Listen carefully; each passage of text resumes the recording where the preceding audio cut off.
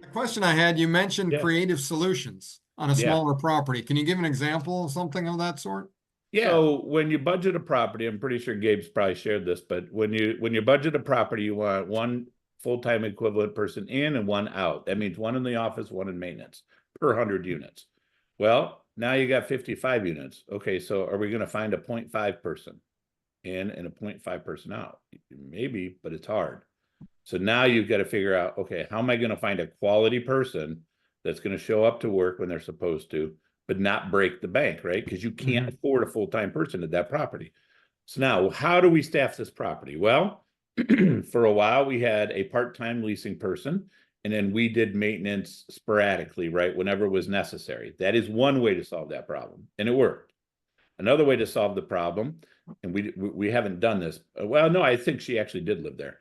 The other way to solve the problem, and I've done this many times, is you find somebody that lives there who would love a rent credit, a free unit, something like that, maybe a free unit and some extra money. Depends on their skill set.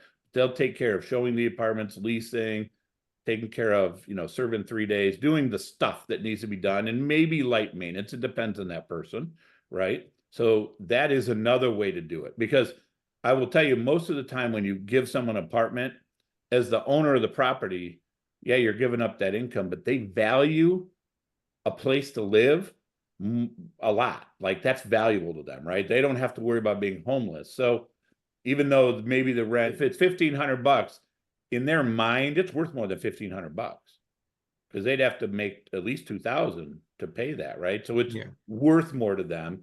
And so now I get someone that not only is there, but now they become the mayor. They love that a lot. A lot of people love that.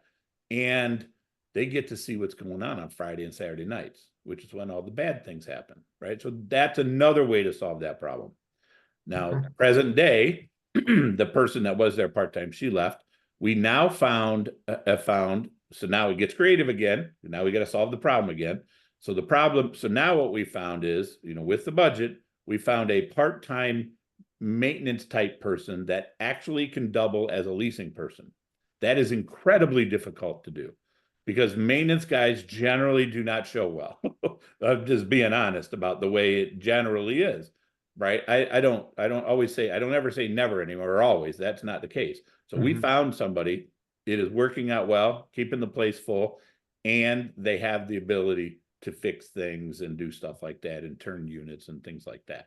So when I say creative, I mean, you really got to creative. Now, another way to manage it is to have another property nearby that now between the two, you have roughly 100 or so units. Now you can have shared labor, a shared manager, shared maintenance. You see, you just got to start putting the puzzle pieces together, and there's just a lot of different ways to do it. Whereas Levi, there's no puzzle pieces to put together. One in, one out, done. And find the highest quality people you can, because those people, we always try to find high quality people, right? Don't misunderstand me. But the people at that property require and expect a very different level of service. And if you like the content that we've shared here, please be sure to subscribe to our channel and hit the bell. So thank you again, and have a wonderful day.